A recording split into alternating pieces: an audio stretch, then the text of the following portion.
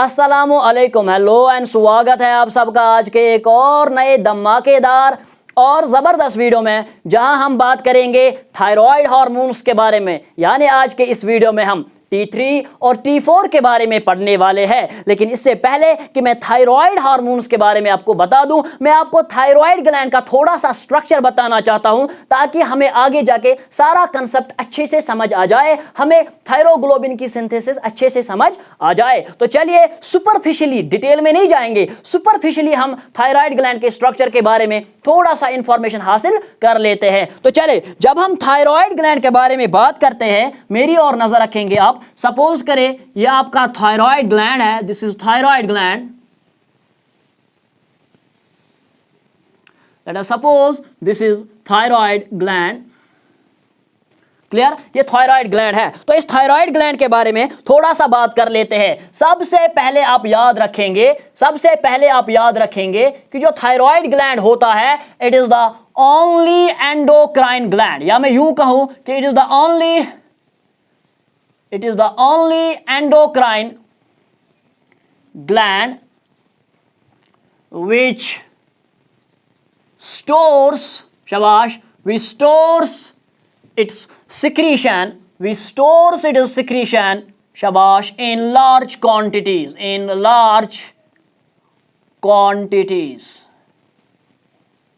and is responsible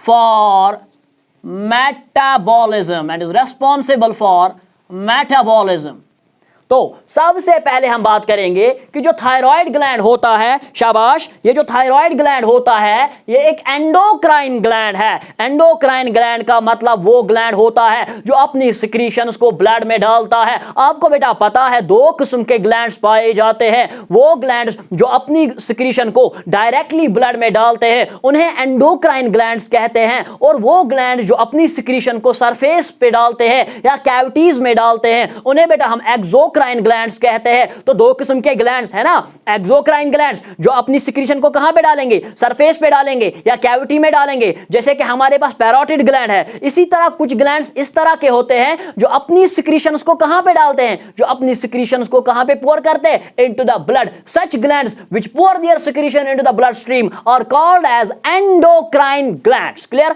तो इनके पास duct नहीं होते, ये डक्टलेस ग्लैंड्स होते हैं। ये डक्ट्स का इस्तेमाल नहीं करते, ये डायरेक्टली सिक्रीशन को ब्लड स्ट्रीम में डालते हैं। क्लियर? इन्हीं को कहते हैं एंडोक्राइन ग्लैंड्स। यही बात मैंने कही कि ये एंडोक्राइन ग्लैंड है। क्लियर? लेकिन मैंने एक शब्द का इस्तेमाल किया, ओनली। तो मैंने कहा it is the only endocrine gland, ये वाहिद एक ऐसा एंडोक्राइन ग्लैंड है। कैसा endocrine gland? Which stores its secretion in large quantities, जो अपनी सिक्रीशंस को लार्ज क्वांटिटीज में स्टोर करता है। एंडोक्राइन ग्लैंड जो होते हैं वो अपनी सिक्रीशंस को लार्ज क्वांटिटीज में स्टोर नहीं कर पाते, लेकिन थायराइड ग्लैंड एक ऐसा ग्लैंड है कि ये अपनी सिक्रीशन को लार्ज क्वांटिटीज तक स्टोर करने की सलाहियत रखते हैं। टाटोरा की माने तो बेटा टाटोरा लिखता है कि ये अपनी, क्या लिखता है कि जो थायराइड ग्लैंड है ये अगर 100 दिनों तक सिक्रीट करता रहेगा हार्मोन्स को, इसमें इतनी ताकत है कि ये 100 दिनों की सिक्रीशंस को भी बेटा स्टोर कर सकता है। क्लियर? तो ये लार्ज क्वांटिटीज में हार्मोन्स को स्टोर करता है, लार्ज क्वांटिटीज में अपनी सिक्रीशंस को स्टोर करने की सलाहियत रखता है। क्लियर? तो यही मैंने कहा कि it is the only endocrine gland, ये वाहिद ऐसा एंडोक्राइन ग्लैंड है जो अपनी सिक्रीशंस को, we stores its secretion in large quantities, जो अपनी सिक्रीशंस को लार्ज क्वांटिटीज में स्टोर करता है, and is responsible for metabolism, और ये मेटाबॉलिज्म के लिए भी जिम्मेदार है। ये बेटा आपकी जो एनर्जी प्रोड्यूस होती है, एनर्जी प्रोडक्शन में भी मदद देती है, क्योंकि थायराइड ग्लैंड ही ऐसा ग्लैंड है जो बेटा देखता है कि क्या आपको एनर्जी कम जरूरत है या एनर्जी की रिक्वायरमेंट कम है। कभी कभार आपको एनर्जी की रिक्वायरमेंट ज्यादा होती है। सपोज करें हम प्रेग्नेंट फीमेल्स की बात करेंगे तो उनमें एनर्जी रिक्वायरमेंट ज्यादा होती है, तो उस टाइम थायराइड हार्मोन्स भी प्रोड्यूस ज्यादा होते हैं। क्यों प्रोड्यूस ज्यादा होते हैं? क्योंकि एनर्जी रिक्वायरमेंट ज्यादा होती है। तो ये थायराइड ग्लैंड जो है उस टाइम पे थायराइड हार्मोन्स को ज्यादा रिलीज करता है। तो बेटा ये आपके मेटाबॉलिज्म के लिए भी रिस्पॉन्सिबल है, एनर्जी प्रोडक्शन के लिए भी रिस्पॉन्सिबल है। क्लियर? तो आपके बॉडी में जो एक्टिविटीज होती है, जो रिएक्शंस होती है, उन रिएक्शंस के लिए भी रिस्पॉन्सिबल है आपका थायराइड ग्लैंड। इसके बाद अगर हम दूसरे पॉइंट की ओर बढ़े, सबसे पहले हमने देखा कि it is the only endocrine gland which stores its secretion in large quantities and is responsible for metabolism. ये मेटाबॉलिज्म के लिए भी रेस्पॉन्सिबल है। आपको कितनी एनर्जी प्रोडक्शन की जरूरत है, एनर्जी कितनी प्रोड्यूस होती है, उसके लिए भी रेस्पॉन्सिबल है आपका कौन? शाबाश, आपका थायराइड ग्लैंड। दूसरे पॉइंट पे चलते हैं। तो जो थायराइड ग्लैंड होता है, शाबाश, it is butterfly shaped structure. It is butterfly shaped structure. It is butterfly shaped structure present, shabash, present inferior, नजर रखेंगे आप, inferior to the voice box, inferior to the voice box।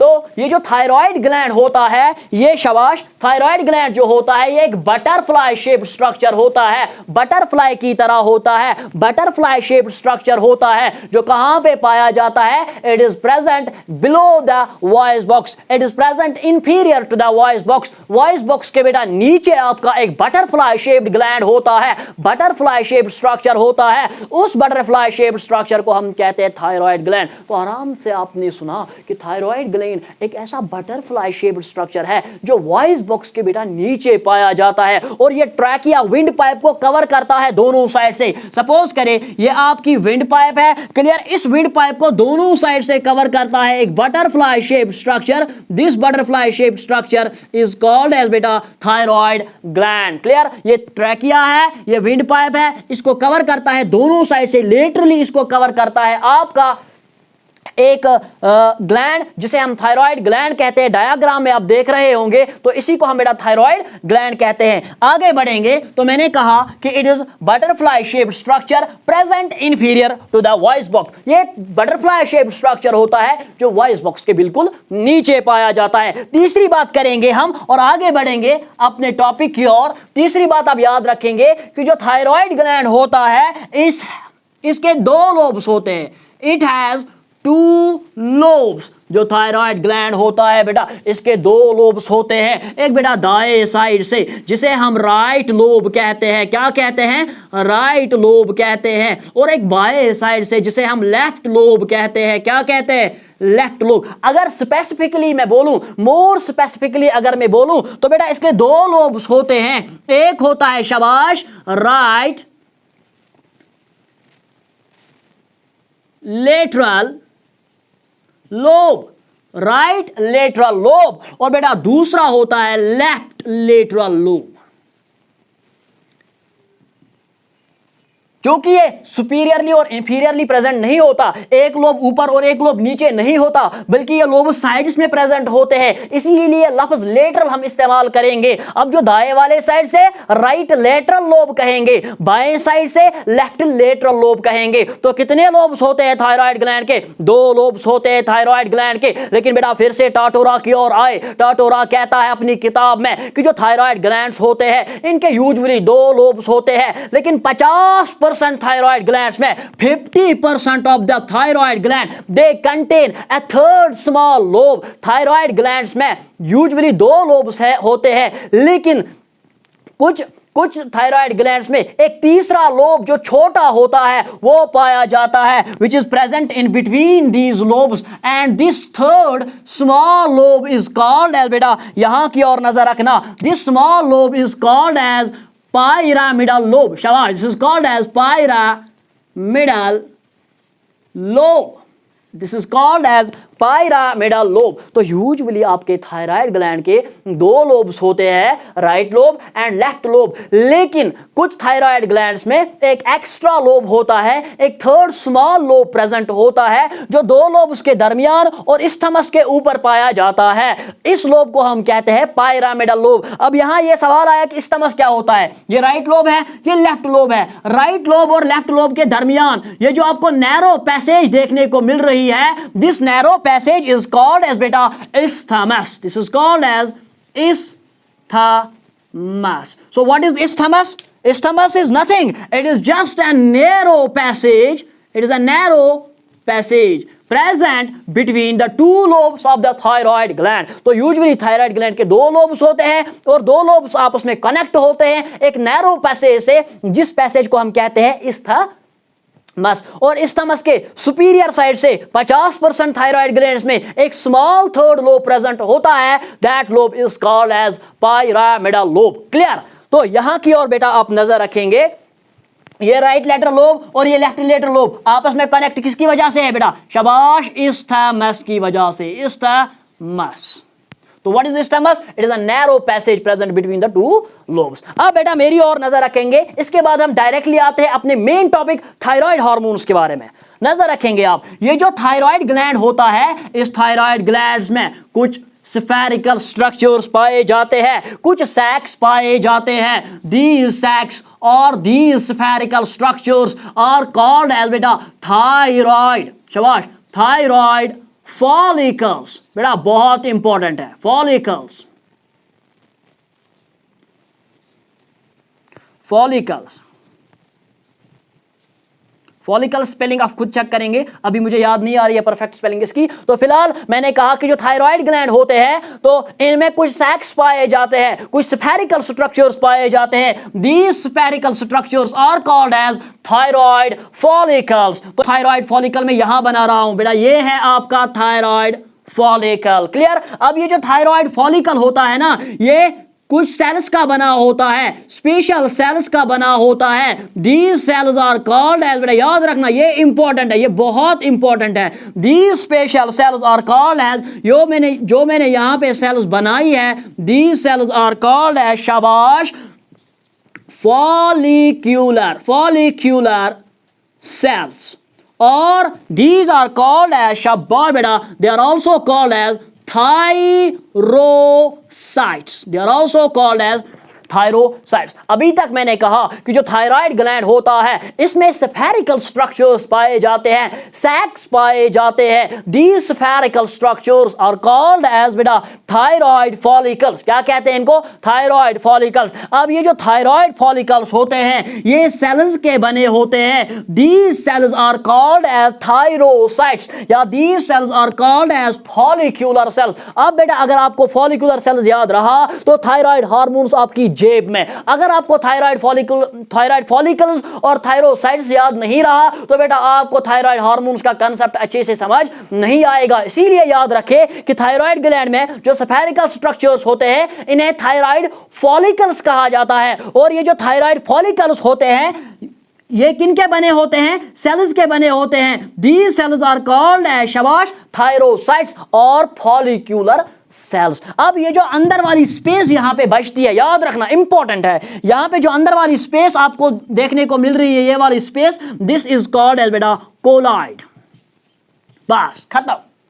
ये आपका thyroid gland, इस thyroid gland में क्या पाया जाता है? Thyroid follicle. थायराइड फॉलिकल किन का बना होता है? थायरोसाइट्स का, thyrocytes, these are thyrocytes, these are thyrocytes. लेकिन अब बीच में यहां पे आपको ल्यूमेन देखने को मिल रहा है, lumen of the thyroid follicle, lumen of the thyroid follicle is called as बेटा colloid, is called as colloid. आप बेटा अगर आपको ये वाला कंसेप्ट समझ आया है तो आगे बढ़िए, नहीं आया है तो रिवर्स कीजिए और फिर से एक बार देखिएगा। जब तक आपको ये समझ नहीं आएगा आपको थायराइड हार्मोन्स कैसे बनते हैं, थायरोग्लोबुलिन कैसे बनता है, टीजीबी और टीबीजी में क्या फर्क है, तब तक समझ नहीं आएगा जब तक आपको बेटा ये स्ट्रक्चर समझ नहीं आएगा। एनाटॉमी लीड्स टू फिजियोलॉजी, जब तक एनाटॉमी समझ नहीं आएगी फिजियोलॉजी समझ आने वाली नहीं है। क्लियर?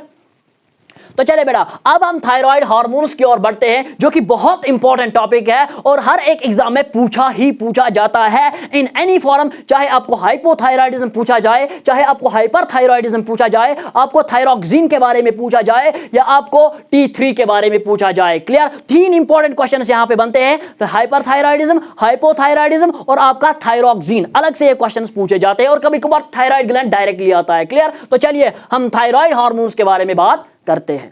जब हम थायराइड हार्मोन्स के बारे में बात करेंगे तो सबसे पहले आप याद रखना कि जो थायराइड हार्मोन्स होते हैं, यहां की ओर नजर रखें, ये जो थायराइड हार्मोन्स होते हैं, शाबाश, they are produced in the thyroid gland, they are produced in the thyroid gland under the control of hypothalamus, भाई थक गए हाइपोथैलेमस पढ़ते पढ़ते, hypothalamus and anterior pituitary gland, anterior pituitary gland, बस यही दो आते हैं हर जगह, एक hypothalamus, super master gland and anterior pituitary gland, the master gland, super master gland and the master gland. Clear? हर जगह इसीलिए ये आते हैं क्योंकि हर जगह अपना किरदार अदा करते हैं। तो सबसे पहले हम देखते हैं कि जो थायराइड हार्मोन्स होते हैं they are produced in the thyroid gland. Thyroid hormones बेटा पोस्टीरियर पिट्यूटरी में प्रोड्यूस नहीं होते, एंटीरियर पिट्यूटरी में प्रोड्यूस नहीं होते, आपके हाइपोथैलेमस में प्रोड्यूस नहीं होते, they are directly produced within the thyroid gland. ये बेटा थायराइड ग्लैंड में प्रोड्यूस होते हैं, थायराइड ग्लैंड में प्रोड्यूस होते है, लेकिन under the control of hypothalamus and anterior pituitary. लेकिन तब तक नहीं बनेंगे जब तक बेटा आपका हाइपोथैलेमस और आपका एंटीरियर पिट्यूटरी बनने में मदद नहीं करेगा। तो चले अभी तक हमने क्या कहा कि जो थायराइड ग्लैंड होता है ये जो थायराइड हार्मोन्स होते हैं ये कहां पे बनते हैं? थायराइड ग्लैंड में बनते हैं under the influence of hypothalamus and anterior pituitary gland. Sir समझ बिल्कुल भी नहीं आया, थोड़ा एक्सप्लेन कीजिएगा, हमें समझ आया तो आएगा। तो बेटा नजर रखेंगे आप, सपोज करिए ये आपका हाइपोथैलेमस है और ये हाइपोथैलेमस से निकला स्टॉक कॉल्ड इन्फंडिब्यूलम। इसके बाद बेटा यहां पे आपका anterior pituitary gland, posterior pituitary gland को फिलहाल आप अनकॉन्शियस माइंड में ले जाइए। फिलहाल आप अपने कॉन्शियस माइंड में किसको लाएंगे? फिलहाल आप याद रखेंगे ये आपका हाइपोथैलेमस, ये आपका एंटीरियर पिट्यूटरी ग्लैंड। तो मैंने बार बार कहा है और हर वीडियो में कहा है कि जो हाइपोथैलेमस है इसमें डिफरेंट किस्म के न्यूक्लियाई पाए जाते हैं। इसी तरह यहां पे हाइपोथैलेमस में बेटा हाइपोथैलेमस में एक न्यूक्लियाई पाया जाता है जिस न्यूक्लियाई को हम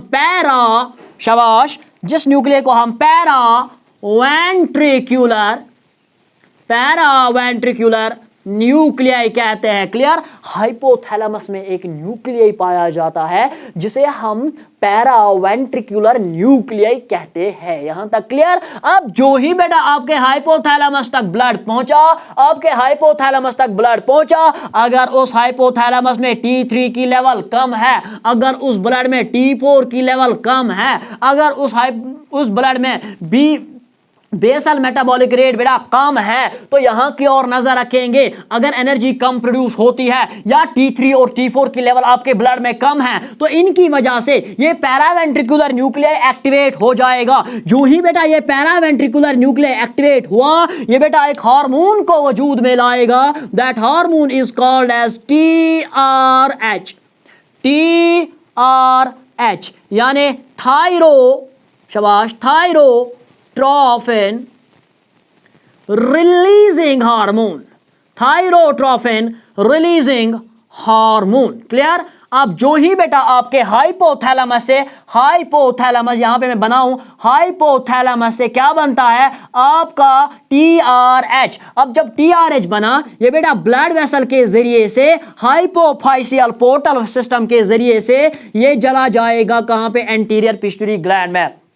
अब ये कंसेप्ट उनको अच्छे से समझ आएगा जिन्होंने एंटी डायूरेटिक हार्मोन पढ़ा है या जिन्होंने ऑक्सीटोसिन पढ़ा है या इससे पहले वाला ग्रोथ हार्मोन पढ़ा है। तो बेटा नजर रखेंगे आप, जो ही आपके ब्लड में T3 की लेवल कम, T4 की लेवल कम, आपका पैरावेंट्रिकुलर न्यूक्लियाई एक्टिवेट हुआ, स्टिमुलेट हुआ, बेटा इसने एक हार्मोन को रिलीज कर डाला। The hormone is called as TRH, thyrotropin releasing hormone. अब ये thyrotropin releasing hormone hypophyseal portal system में जाएगा, यानी मैं कहूं कि ब्लड वेसल्स में चला जाएगा। कहां पे चला जाएगा? ब्लड वेसल्स में चला जाएगा और पहुंचेगा कहां पे? आपके एंटीरियर पिट्यूटरी ग्लैंड तक। और जो ही एंटीरियर पिट्यूटरी ग्लैंड तक पहुंचेगा, यहां पे कुछ स्पेशल सेल्स होती है। These special cells are called as बेटा थायरोट्रॉप्स।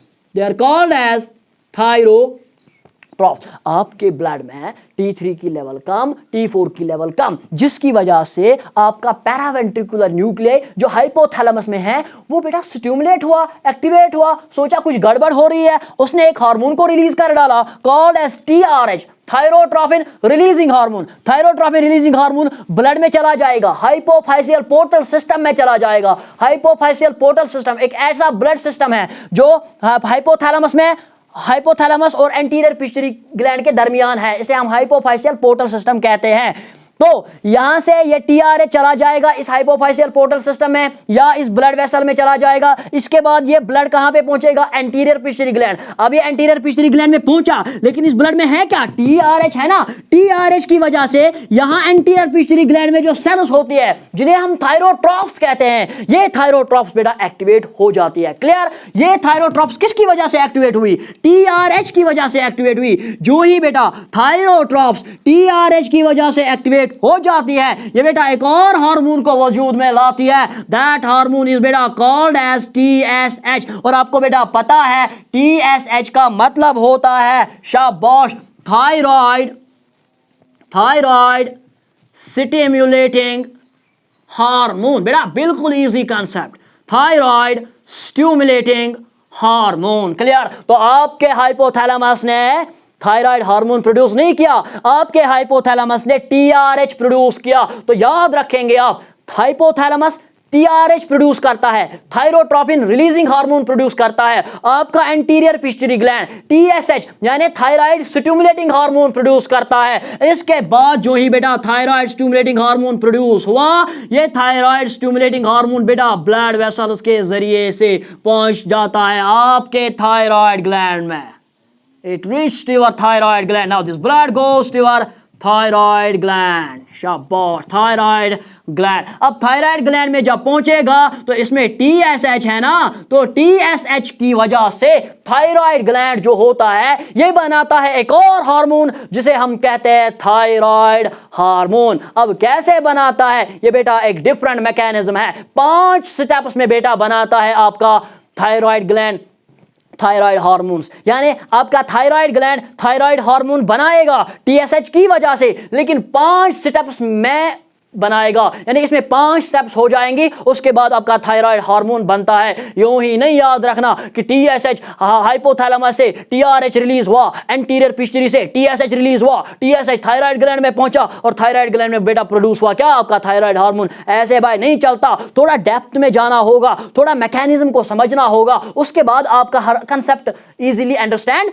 होगा। तो चलिए भाई, अभी तक TSH कहां पहुंचा? थायराइड ग्लैंड में। अब ये कैसे थायराइड हार्मोन्स बनाएगा वो हम देखते हैं। पहले मैं ये रब करता हूं,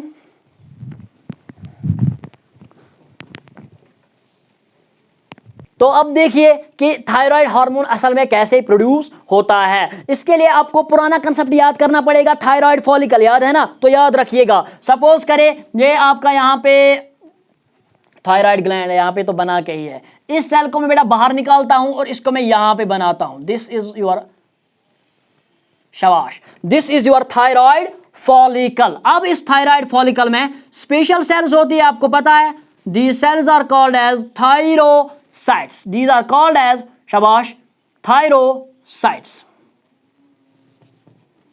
थोड़ा इसको बड़ा बनाते हैं क्योंकि कंसेप्ट थोड़ा बड़ा है।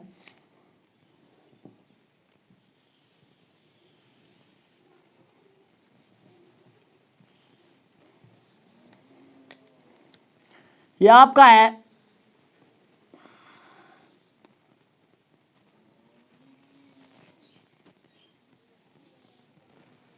यहां पे भी इसी किस्म की सेल्स होंगी।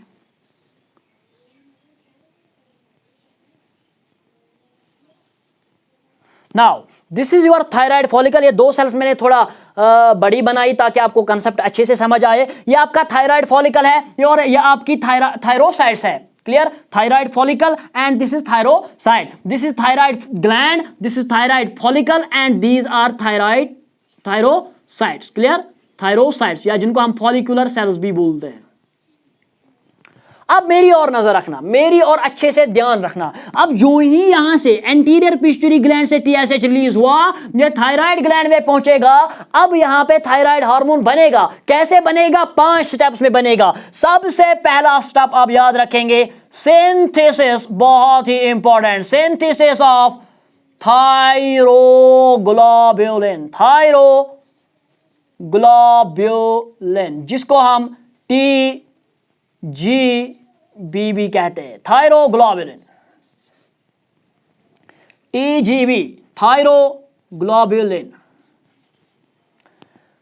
क्लियर? अब देखिए, सिंथेसिस ऑफ थायरोग्लोबुलिन सबसे पहली प्रोसेस है, सबसे पहला स्टेप है सिंथेसिस ऑफ थायरोग्लोबुलिन, यानी सबसे पहले थायरोग्लोबुलिन बनता है। सर वो क्या होता है? देखिए कंसेप्ट, मेरी और नजर रखिए। अब जो ही टीएसएच ब्लड के जरिए से पहुंचा, जो ही बेटा ये थायराइड ग्लैंड पे पहुंचता है, अब ये थायराइड ग्लैंड्स पे एक्ट करता है और यहां पे थायराइड फॉलिकल्स में रिसेप्टर्स होते हैं, उन पे एक्ट करेगा। जो ही बेटा यहां से टीएसएच आया ना, टीएसएच आया ब्लड के जरिए से, तो बेटा ये रिसेप्टर को एक्टिवेट करता है, जिसकी वजह से इन सेल्स में एक प्रोटीन होता है जिसे हम जी स्टिमुलेटरी प्रोटीन कहते हैं, जीएस प्रोटीन, यानी जी स्टिमुलेटरी प्रोटीन। अब जो ही जी स्टिमुलेटरी प्रोटीन एक्टिवेट हुआ, इसकी वजह से बेटा यहां पे एक और एंजाइम होता है, उस एंजाइम को हम कहते हैं, शाबाश,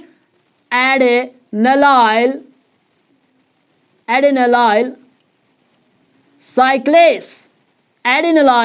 साइक्लेस। अब यहां से टीएसएच आया, जिसकी वजह से रिसेप्टर एक्टिवेट हुआ। रिसेप्टर कहां पे था? रिसेप्टर था बेटा थायराइड ग्लैंड में, इसकी वजह से रिसेप्टर एक्टिवेट हुआ। रिसेप्टर की वजह से जी स्टिमुलेटरी प्रोटीन एक्टिवेट हुआ, जो कि थायरोसाइट्स में था। जी स्टिमुलेटरी प्रोटीन एक्टिवेट होने की वजह से यहां पे एक और एंजाइम था, उसे हम कहते हैं एडेनिलाइल साइक्लेस। एडेनिलाइल साइक्लेस बेटा एक्टिवेट हो जाता है जीएस प्रोटीन की वजह से।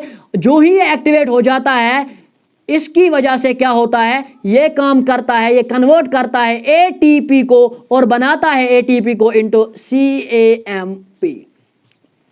टीएसएच आया, रिसेप्टर एक्टिवेट हुआ, इसकी वजह से जी प्रोटीन्स बने, जी प्रोटीन्स एक्टिवेट हुए। जीएस प्रोटीन्स मतलब शाबाश, जी स्टिमुलेटरी प्रोटीन। अब ये जो एक्टिवेट होता है, इसकी वजह से एडेनिलाइल साइक्लेस एंजाइम एक्टिवेट होता है। एडेनिलाइल साइक्लेस एंजाइम जो एक्टिवेट हुआ, तो इसकी वजह से जो सेल्स में एटीपी था, माइटोकॉन्ड्रिया ने बनाया था, वो कन्वर्ट होता है इनटू सीएएमपी, साइक्लिक एएमपी। क्लियर? अब हमारे बॉडी में क्या बना? सीएएमपी। जो ही सीएएमपी बनता है, तो अब याद रखेंगे, ये सीएएमपी क्या करता है? ये बेटा एक्टिवेट करता है एक और एंजाइम को, जिसे हम कहते हैं प्रोटीन काइनेस ए, पीकेए, यानी प्रोटीन काइनेस ए एंजाइम, प्रोटीन काइनेस। अब प्रोटीन काइनेस ए एंजाइम क्या करता है? अब बेटा देखिए, ये सेल है, तो जाहिर सी बात है, इस सेल में बेटा डीएनए होगा। क्लियर?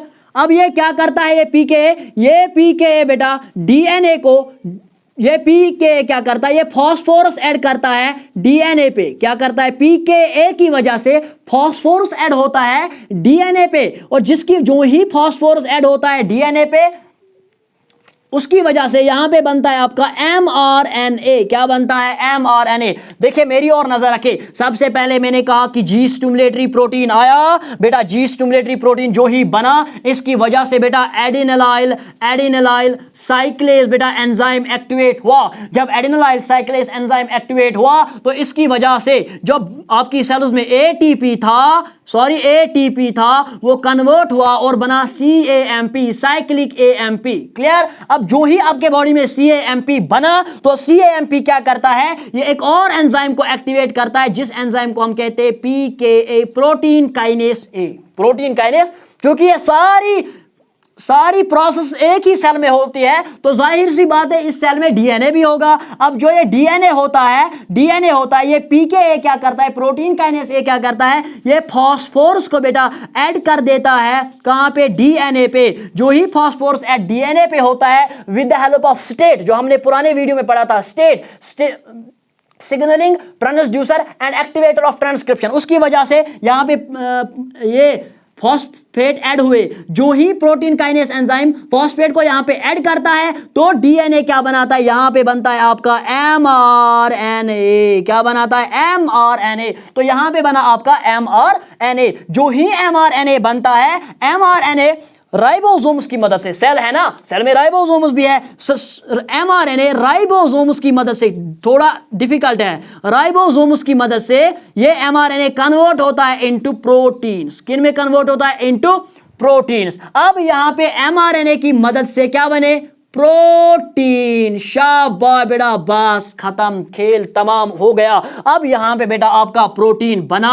ये प्रोटीन बेटा एक्सोसाइटोसिस की मदद से, एक्सोसाइटोसिस की मदद से ये प्रोटीन बेटा इस ल्यूमन में चला आता है। क्लियर? नजर आते जो मैंने कहा यहां टीएसएच आया। अब टीएसएच ने क्या किया? इस सेल को एक्टिवेट किया। किस सेल को एक्टिवेट किया? थायरोसाइट को। अब थायरोसाइट सेल जो है इसमें बहुत सारी प्रोसेस हुई जिनकी वजह से लास्ट में आपका प्रोटीन बना। ये प्रोटीन इस सेल से बाहर निकलता है और ल्यूमन में चला जाता है। Clear? Now this protein goes out of the cell and stage in the lumen. This protein is now called as thyroglobulin. यहां पे नहीं, यहां पे नहीं, this protein is called as thyroglobulin. तो यही मैं कहता हूं, सबसे पहले प्रोसेस क्या होती है? Synthesis of thyroglobulin. सबसे पहले बेटा थायरोग्लोबुलिन प्रोड्यूस होता है, थायरोग्लोबुलिन बनता है। लेकिन बेटा याद रखेंगे, ये जो थायरोग्लोबुलिन होता है ना, थायरोग्लोबुलिन ये जो होता है ना, यहां पे मैं बनाऊंगा, ये जो थायरोग्लोबुलिन होता है इसमें बेटा बहुत सारे अमाइनो एसिड्स होते हैं। This thyroglobulin contains various amino acids, even various types of amino acid, but the most important amino acid it contains is tyrosine। बस आपका कंसेप्ट खत्म। ये थायरोग्लोबुलिन जो है इसमें बहुत सारे अमाइनो एसिड्स होते हैं, लेकिन एक जबरदस्त किस्म का अमाइनो एसिड जो इसमें होता है, इस अमाइनो एसिड को बेटा हम कहते हैं टायरोसिन। करीबन हर एक थायरोग्लोबुलिन मॉलिक्यूल में 100 से लेके 200 टायरोसिन रेसिड्यूज होते हैं।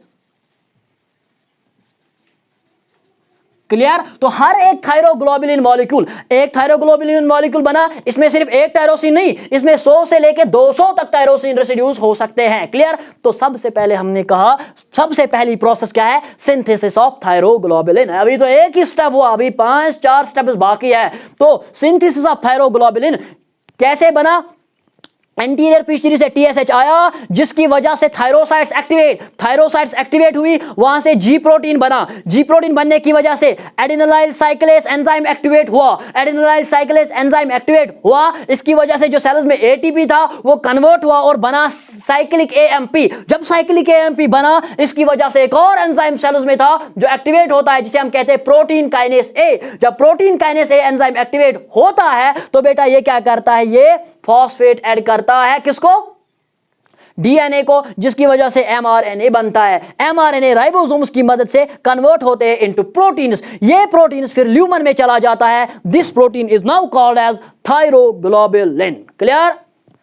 हर एक थायरोग्लोबुलिन में 100 से लेके 200 तक टायरोसिन रेसिड्यूज होते हैं। तो ये पहली स्टेप थी सिंथेसिस ऑफ थायरोग्लोबुलिन। अब जब आपको आगे आगे पढ़ोगे ना तो आपको मजा बहुत आएगा, क्योंकि दूसरा स्टेप बस इंपॉर्टेंट है, सारी प्रोसेस खत्म। 2 ही स्टेप्स असल में इसके इंपॉर्टेंट है, बाकी स्टेप्स तो बहुत ज्यादा इजी है। तो सबसे पहली प्रोसेस सिंथेसिस ऑफ थायरोग्लोबुलिन। दूसरे प्रोसेस पे चलते हैं, जिसे हम कहते हैं आयोडाइड ट्रैपिंग। बस 2 ही स्टेप्स इंपॉर्टेंट,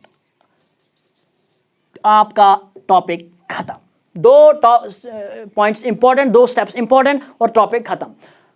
क्या है दूसरा step? Iodide trapping. Iodide trapping क्या होता है? यानी ये जो सेल्स होती है, ये जो अमल है, ये हमने खत्म की, इसीलिए मैं इसको रब करने की कोशिश करूंगा। ये आपने समझ लिया। अच्छा, मैं यहां पे बना लेता हूं, यहां पे, ताकि आपको समझ आ जाए। ये भी सेल ही है ना, तो यहां पे देखिए। अब जो आयोडीन है ये आप खाते हो डाइट्स के साथ, या आप आयोडाइड साल्ट लेते हो, तो आयोडाइड आप बहरहाल डाइट के जरिए से खाते हो और ये एब्जॉर्ब होता है फ्रॉम द बाउल।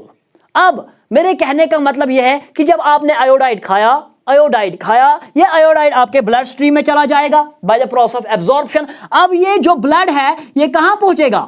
कहां पहुंचेगा भाई? आपके थायराइड ग्लैंड में पहुंचेगा ना। क्योंकि ब्लड हर जगह पहुंचता है, ब्लड हर जगह पहुंचता है। Let us suppose this is a blood vessel और यहां पे आपका ब्लड आ रहा है और इस ब्लड में क्या है, आयोडाइड है। अब क्या होता है कि यहां की ओर नजर रखेंगे आप, ये जो यहां पे आयोडाइड है ना, आयोडाइड, तो कैसे समझाऊं, यहां पे भी बेटा आयोडाइड है। अब मेरी ओर नजर रखना, ये आयोडाइड यहां से लेके यहां जाता है, लेकिन ऐसे नहीं जाएगा। क्यों? क्योंकि बेटा सेल्स में आपको पता है आयोडाइड की कंसंट्रेशन ज्यादा होती है और ब्लड में आयोडाइड की कंसंट्रेशन कम होती है। अब देखो होता क्या है, आपको पता है कि इस ब्लड में सोडियम भी है ना, और यहां पे भी सोडियम है, लेकिन यहां पे सोडियम की कंसंट्रेशन ज्यादा और यहां पे सोडियम की कंसंट्रेशन कम। क्लियर? अब मेरी और नजर रखना, मैं अच्छे से बनाने की कोशिश करूंगा। लेट अस सपोज ये आपकी ब्लड वेसल है और इसमें बेटा सोडियम है और इसमें क्या है, इसमें आयोडाइड है, क्योंकि हमें अभी यही दो हमें जरूरत है। अब नजर रखना, यहां की ओर यहां से सोडियम की कंसंट्रेशन ज्यादा और यहां पे सोडियम की कंसंट्रेशन कम। अब सोडियम डिफ्यूजन के जरिए से, पैसिव ट्रांसपोर्ट के जरिए से ब्लड वेसल्स से बाहर निकल के कहां जाएगा, सेल्स के अंदर चला जाएगा। लेकिन बेटा ये जो सोडियम होता है ये बोलता है मैं अकेले नहीं जाऊंगा, मुझे अकेले जाने से डर लगता है। यहां की ओर नजर रखे, यहां पे सोडियम की कंसंट्रेशन ज्यादा, यहां पे सोडियम की कंसंट्रेशन कम,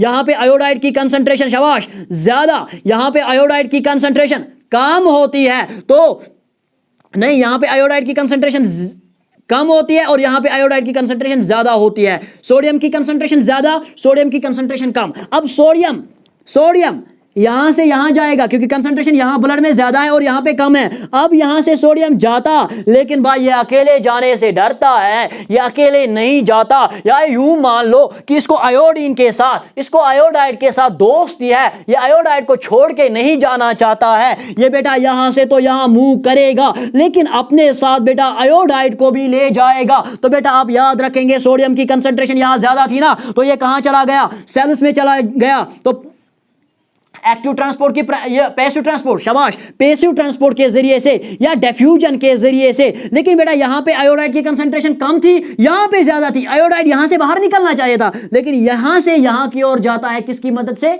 सोडियम की मदद से। तो मैं ये कहूं कि आयोडाइड ब्लड से सेल्स के अंदर चला जाएगा एक्टिव ट्रांसपोर्ट के जरिए से। किसके जरिए से, इसको एनर्जी लगेगी एक्टिव ट्रांसपोर्ट के जरिए से। लेकिन लेकिन लेकिन लेकिन ये खुद नहीं जाता, ये सोडियम के जरिए से जाता है। इसीलिए मैं कहूं सेकेंडरी एक्टिव ट्रांसपोर्ट। तो आप याद रखेंगे कि सोडियम यहां से अंदर गया पैसिव ट्रांसपोर्ट के जरिए से, आयोडाइड यहां से अंदर गया एक्टिव ट्रांसपोर्ट के जरिए से। बहरहाल मेरे कहने का मतलब इतना ही है कि जो ही इस ब्लड में आयोडाइड आता है, ये आयोडाइड में इसलिए कह रहा हूं क्योंकि बेटा इसको नेगेटिव चार्ज है।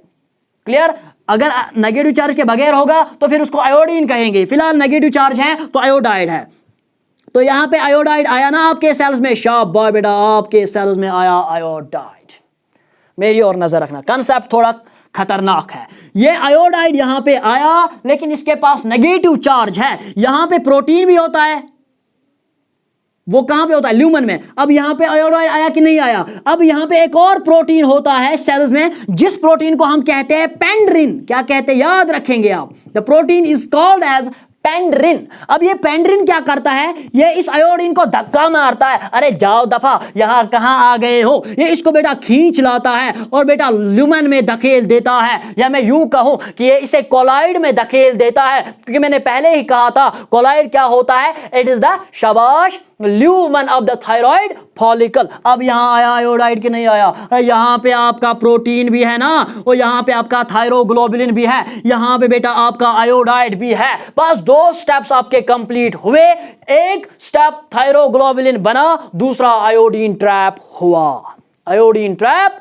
हुआ। अब क्या होगा वो हम तीसरे स्टेप में देखते हैं। क्लियर? शाबाश, आगे नजर रखिए। तीसरा स्टेप बेटा आपका बनता है यहां पे, शाबाश, तीसरा स्टेप आपका बनता है, ब्लैक पेन कहां गया, तीसरा स्टेप आपका बनता है oxidation of iodide, oxidation of iodide. Clear? Oxidation of iodide का मतलब कि ये जो आयोडाइड होता है, नेगेटिवली चार्ज आयोडीन होता है, ये बेटा बाइंड नहीं हो पाता है किसके साथ? जो इस थायरोग्लोबुलिन में अमाइनो एसिड्स थे उनको क्या बोलते हैं? Tyrosine molecules. क्लियर? अब मैं यहां पे ये रब करने की कोशिश करता, अब मेरी और नजर रखिए ताकि आपको अच्छे से समझ आ जाए। यहां पे हम ये रब करेंगे, डस्टर कोचिंग सेंटर पे ही रह गया है इसीलिए मैं थोड़ा इससे रब कर रहा हूं। अब मेरी और नजर रखना, मेरी और आप नजर रखेंगे। ये आपका थायराइड फॉलिकल है। क्लियर? और ये एक सेल है, इससे आपका थायरोग्लोबुलिन भी बना। क्लियर? और इससे आपका शाबाश, इससे आपका आयोडाइड भी बना। क्लियर? दो चीजें आपके बने, एक थायरोग्लोबुलिन, शाबाश, ये थायरोग्लोबुलिन, और इस थायरोग्लोबुलिन में आपको पता है इस पे अमाइनो एसिड्स है। क्या है? Amino acids. There are various amino acids present within the thyroglobulin. अब देखो क्या होगा, अब आयोडीन डायरेक्टली टायरोसिन मॉलिक्यूल्स के साथ नहीं मिलेगा क्योंकि बेटा नेगेटिव चार्ज आयन है और बेटा इसको इलेक्ट्रॉन लॉस करना पड़ेगा। लॉस करने के लिए बेटा यहां पे एक और एंजाइम होता है जिसे हम कहते हैं, शाबाश, थायरोक्सिन। शाबाश, थायरोक्सिन पर ऑक्सीडेस। थायरोक्सिन परऑक्सीडेस मशहूर एंजाइम है बेटा, इसको हम TPO के नाम से भी जानते हैं, थायरोक्सिन परऑक्सीडेस। Thyroxine peroxidase. अब ये जो थायरोक्सिन परऑक्सीडेस, सपोज करें बेटा ये आपका थायरोक्सिन परऑक्सीडेस है, ये क्या करता है? ये बेटा इस आयोडाइड की ऑक्सीडेशन करा देता है। और बेटा आपको पता है, बचपन से पढ़ते आ रहे हो, लोअर क्लास से पढ़ते आ रहे हो, oxidation is the loss of electrons. Oxidation का मतलब होता है इलेक्ट्रॉन्स लॉस करना। अब बेटा नजर रखे, ये थायरोक्सिन परऑक्सीडेस जो होता है असल में ये 3 काम करता है। काम नंबर 1, ये बेटा ऑक्सीडेशन कराता है किसकी? आयोडाइड की। जो ही आयोडाइड बेटा ऑक्सीडेट होता है और ये बनता है बेटा I2। Clear? This now becomes iodine. This now becomes iodine. So तीसरा स्टेप हमने क्या पढ़ा कि ऑक्सीडेशन ऑफ आयोडाइड वो कैसे होता है? Lumen of the thyroid follicle में, कोलाइड में एक एंजाइम होता है जिसे हम थायरोक्सिन परऑक्सीडेस कहते हैं। यहां पे एक एंजाइम होता है जिसे हम थायरोक्सिन परऑक्सीडेस कहते हैं, वो बेटा इसकी ऑक्सीडेशन करा देता है in presence of H2O2, in presence of hydrogen peroxide, in presence of H2O2 वो इस आयोडाइड की ऑक्सीडेशन करा देता है और इसको कन्वर्ट करता है और बनाता है iodine. This process is called as oxidation. Clear? तो अब यहां पे आपका आयोडाइड कन्वर्ट हुआ और ये क्या बना? आयोडीन बना। दिस इज कॉल्ड एज, यहां पे मैं लिखूं, this is called as oxidation. This is called as oxidation. अब इसके बाद बेटा 4th स्टेप होता है, वो होता है iodination. Iodination of tyrosine. Iodination of tyrosine. अब हमारे पास आयोडीन बना ना, अब ये आयोडीन बेटा कहां पे ऐड होगा? ये आयोडीन बेटा टायरोसिन मॉलिक्यूल्स पे ऐड होगा। किसकी मदद से बेटा? थायरोक्सिन परऑक्सीडेस की मदद से।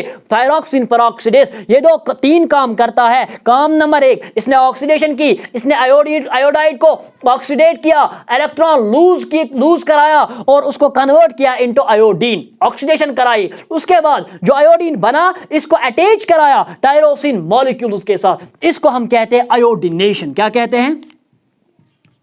आयोडीनेशन। सबसे पहले क्या किया? आयोडाइड को कन्वर्ट किया आयोडीन में। आयोडीन में this is called as oxidation. This is called as oxidation. इसके बाद इस आयोडीन को ऐड कराया कहां पे? शाबाश, इस आयोडीन को ऐड कराया टायरोसिन मॉलिक्यूल्स पे, टायरोसिन के साथ कंबाइन कराया। This is called as iodination. This is called as iodination. Clear? अब देखिए क्या होता है, ये बेटा आपका थायरोग्लोबुलिन मॉलिक्यूल है, इस पे बेटा आपके टायरोसिन मॉलिक्यूल्स पाए जाते हैं, टायरोसिन रेसिड्यूज पाए जाते हैं। अब मैंने कहा कि इस पे क्या होगा? ऐड आयोडीन होगा, आयोडीन होगा। कभी कभार बेटा एक टायरोसिन के साथ एक आयोडीन अटैच होता है, लेकिन कभी कभार एक टायरोसिन के साथ 2 आयोडीन अटैच होते हैं। यहां पे कितने हुए? 1, और यहां पे कितने हुए? 2 आयोडीन अटैच हुए कि नहीं हुए? तो मैंने कहा कि यहां जो आयोडीन बना ये टायरोसिन मॉलिक्यूल्स के साथ अटैच होता है। अब कभी कभार एक आयोडीन एक टायरोसिन के साथ अटैच होता है, लेकिन कभी कभार बेटा दो आयोडीन एक टायरोसिन मॉलिक्यूल्स के साथ अटैच होते हैं। तो बेटा आप याद रखेंगे, जब एक आयोडीन एक टायरोसिन के साथ अटैच होता है, इसको बेटा हम कहते हैं mono iodo tyrosine, mono iodo tyrosine, mono iodo tyro, शाबाश, मोनो आयोडो टायरोसिन, जिसको आप कोडिंग में कहते हो MIT, मोनो आयोडो टायरोसिन, या बेटा इसको हम T1 के नाम से भी जानते हैं, T1। कहीं आप कंफ्यूज ना हो जाओ, फिर उनको T3 एंड T4 किनको क्यों कहते हैं, T1 और T2 कहां गए? तो T1 यही है, mono iodo tyrosine, is called as T1। Clear? तो कभी कभार दो आयोडीन एक टायरोसिन मॉलिक्यूल्स के साथ अटैच होता है, इसे हम कहते हैं डाई आयोडो टायरोसिन, शाबाश, डाई आयोडो टायरोसिन, या जिसे हम कहते हैं DIT, या दूसरे अल्फाज में हम इसे T2 कहते हैं। क्लियर? तो अभी तक आपका बना मोनो आयोडो टायरोसिन और दूसरा बना डाई आयोडो टायरोसिन। क्लियर? इसके बाद देखिए क्या होता है। इसके बाद बेटा ये मोनो आयोडो टायरोसिन, ये क्या है यहां पे, मोनो आयोडो टायरोसिन, और ये क्या है यहां पे, डाई आयोडो टायरोसिन। क्लियर? अब mono iodo tyrosine di iodo tyrosine के साथ मिल जाता है, कपलिंग हो जाती है, and this is the fifth step called as coupling reaction, called as coupling reaction, coupling और रिएक्शन। अब कपलिंग रिएक्शन में क्या होता है कि ये जो मोनो आयोडो टायरोसिन है ये डाई आयोडो टायरोसिन के साथ मिल जाता है, mono iodo tyrosine di iodo tyrosine के साथ मिल जाता है। मेरी और आप नजर रखना, यहां की और आप नजर रखना, ये बेटा आपका MIT था, मोनो आयोडो टायरोसिन था, ये बेटा DIT के साथ मिल गया कि नहीं गया, मिल गया कि नहीं मिल गया, शाबाश। तो mono iodo tyrosine di iodo tyrosine के साथ मिला, जब mono iodo tyrosine di iodo tyrosine के साथ मिल जाता है तो यह बनाता है ट्राई। क्यों? डाई किसके साथ मिला, मोनो के साथ, दो और एक तीन, तो इसे हम कहते हैं, शाबाश, tri iodo thyronine, tri iodo thyronine. लेकिन कभी कभार mono iodo tyrosine di iodo tyrosine के साथ मिल जाता है, mono iodo tyrosine di iodo tyrosine के साथ मिल जाता है, ट्राई आयोडो थायरोनिन बनाता है। लेकिन कभी कभार बेटा डाई आयोडो टायरोसिन के साथ मिल जाता है, तो बेटा यहां की ओर नजर रखे, डाई आयोडो टायरोसिन किसके साथ मिला, डाई आयोडो टायरोसिन के साथ, तो ये बेटा बनाता है tetraiodothyronine, tetraiodothyronine, tetraiodothyronine. और आपको पता है इसी को बेटा कहते हैं T3 और बेटा इसको कहते हैं T4। क्लियर? शाबाश। T1 mono iodo tyrosine, T2 die iodo tyrosine, T3 try iodo thyronine और T4 टेट्रा आयोडो थायरोनिन।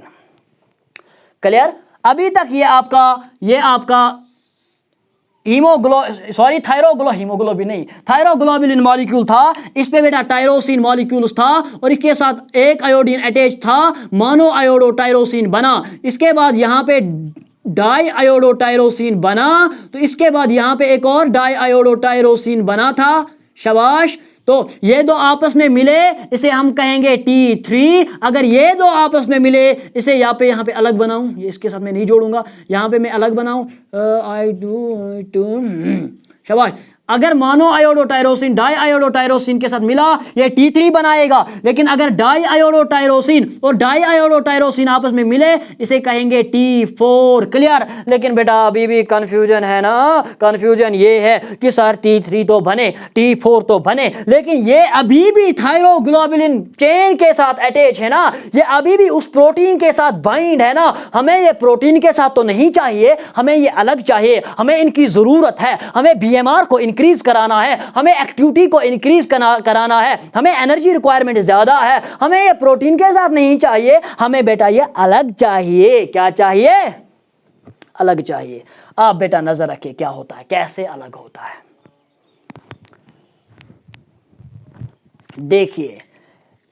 देखिए सपोज करिए यहां पे आपका बनाया वहां पे, यहां पे आपका T3 बना, यहां पे आपका T4 बना। यानी ये जो आपके पास चेन है, ये जो आपके पास थायरोग्लोबुलिन है, इसमें T3 भी है, इसमें T4 भी है, लेकिन इसमें प्रोटीन पार्ट भी है जो हमें नहीं चाहिए भाई, इसको हटा दो। तो होता क्या है, ये सारी की सारी चेन बेटा एंडोसाइटोसिस के जरिए से इस सेल में वापस चली आती है। ये हम यहां पे रब करेंगे। अब यहां पे आई वापस एंडोसाइटोसिस। आपको पता है एंडोसाइटोसिस क्या होता है? जब एंगल्फ करे एक मटेरियल को, फिर चाहे वो सॉलिड हो या लिक्विड हो। अगर सॉलिड हो तो फैगोसाइटोसिस कहेंगे, अगर लिक्विड हो तो उसे पिनोसाइटोसिस कहेंगे। आपको पता है, आप तो अच्छे बच्चे हो, शाबाश। इसके बाद यहां पे थायरोग्लोबुलिन प्रोटीन एंडोसाइटोसिस के जरिए से, एनगल्फिंग के जरिए से, पिनोसाइटोसिस के जरिए से अंदर आ गई। क्लियर? और इस पे क्या है आपका T3 भी इसी पे है, आपका T4 भी इसी पे है ना, क्योंकि ये अंदर आ गया सारा का सारा। एक ग्लोबुलिन चेन जो थायरोग्लोबुलिन की चेन है, जिसपे T3 भी बना था, T4 भी बना था, वो भी आपके सेल के अंदर आ गया है by the process of endocytosis, by the process of pinocytosis. Pinocytosis. चलिए जल्दी जल्दी चलिए, वीडियो बड़ा होता जा रहा है। इसके बाद यहां पे आपका T3 बना, T4 बना, लेकिन बेटा अब क्या होता है कि ये T3 और T4 को खत्म करना है ना, ब्रेक करना है ना। अब ये T3 और T4 चूंकि सेल में है, यहां पे बेटा आपके लाइसोसोम्स होते हैं। क्या होते हैं? लाइसोसोम्स। अब वो लाइसोसोम्स इस चेन को ब्रेक करते, T3 को भी ब्रेक करेंगे, T4 को भी ब्रेक करेंगे और बाकी पोर्शन को भी ब्रेक करेंगे। अब यहां पे आपका T3 अलग, आपका बेटा T4 अलग। बना कि नहीं बना? अब बेटा मेरी ओर नजर रखेंगे आप। ये जो T3 होता है, ये T4 होता है, ये लिपिड सॉल्युबल होता है, लिपिड्स में डिसॉल्व होता है। आपको पता है बेटा प्लाज्मा मेम्ब्रेन लिपिड्स का बना होता है, इसीलिए ये T3 यहां से डिफ्यूज होके बेटा आपके ब्लड स्ट्रीम में चला जाएगा। अब आपके ब्लड स्ट्रीम में T3 पहुंचा, T4 पहुंचा, पहले कम था अब बराबर आ गया। लेकिन बेटा जो ही ये ब्लड स्ट्रीम में चले जाते हैं तो बेटा आप नजर रखेंगे, जब ये ब्रेक हुए ना लाइसोसोम्स की वजह से, उस वाली प्रोसेस को बेटा हम क्लीवेज कहते हैं। क्लियर? अब जो ही T3 एंड T4 ब्लड में चला गया, अब ये बेटा एक प्रोटीन के साथ बाइंड होंगे जिसे हम कहते हैं थायरोक्सिन ग्लोबुलिन प्रोटीन, TBG,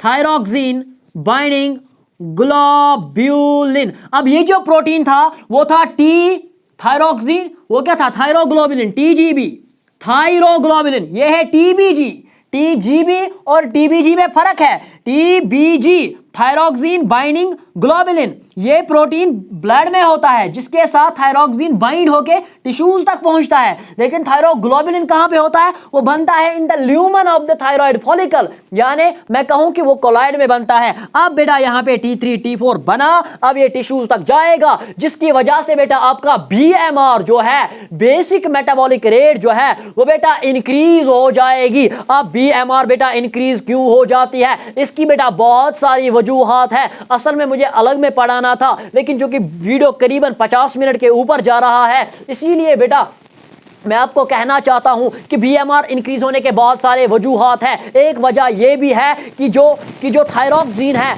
इसकी वजह से माइटोकॉन्ड्रिया की एक्टिविटी इंक्रीज हो जाती है। अब माइटोकॉन्ड्रिया की एक्टिविटी इंक्रीज, बोले ATP प्रोडक्शन ज्यादा की कम? अब ATP प्रोडक्शन ज्यादा होगी ना, तो बेसिल मेटाबॉलिक रेट क्या होगी? इंक्रीज होगी, एनर्जी प्रोडक्शन ज्यादा होगी। क्लियर? दूसरी वजह यह कही जाती है कि जो एंजाइम्स रेस्पॉन्सिबल होते हैं सेल्यूलर रेस्पिरेशन के लिए, ये उनको बेटा एक्टिवेट करते हैं। अब जब थायरोक्सिन ने उन एंजाइम्स को एक्टिवेट किया, थायराइड हार्मोन्स ने उन एंजाइम्स को एक्टिवेट किया जो सेल्यूलर रेस्पिरेशन कराते थे, अब वो एक्टिवेट हुए। सेल्यूलर रेस्पिरेशन होगी कि नहीं होगी? अब सेल्यूलर रेस्पिरेशन होगी। बोले ग़िज़ा ज्यादा ब्रेक होगा कि कम ब्रेक होगा? ग़िज़ा ज्यादा ब्रेक होगा। बोले एनर्जी ज्यादा निकलेगी कि कम निकलेगी? तो बेसल मेटाबॉलिक रेट इंक्रीज की डिक्रीज। तो पहली फंक्शन थायराइड हार्मोन्स की यह है कि ये बेसल मेटाबॉलिक रेट को इंक्रीज करते हैं। तो मैं जल्दी से आपको फंक्शंस के बारे में बोलूं क्योंकि वीडियो बड़ा होता जा रहा है। फंक्शन नंबर 1 बेटा, functions of thyroid hormones. Function number 1 बेटा, ये BMR को इंक्रीज करते हैं। क्यों बेटा? क्योंकि माइटोकॉन्ड्रिया की एक्टिविटी को बेटा ये इंक्रीज करते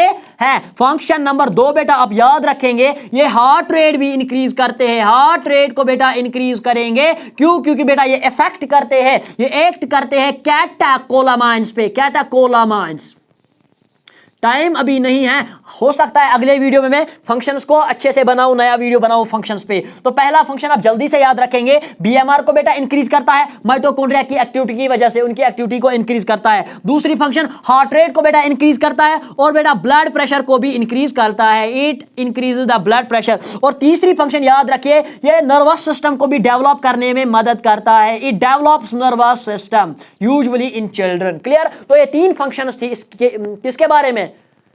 थायराइड हार्मोन्स के बारे में। अब थायराइड डिसऑर्डर्स के बारे में अगर पढ़ेंगे या थायराइड एक्टिविटीज के बारे में पढ़ेंगे, कैसे अपनी एक्टिविटी करता है, इंशाल्लाह नेक्स्ट वीडियो में पहले थायराइड हार्मोन्स की एक्टिविटी आएगी, उसके बाद एक और वीडियो में थायराइड हार्मोन्स के डिसऑर्डर्स आएंगे, जिसमें पहला वीडियो आएगा हाइपोथायराइडिज्म, नेक्स्ट वीडियो आएगा हाइपरथायराइडिज्म, उसके बाद हम इसका खात्मा करेंगे और आगे बढ़ेंगे।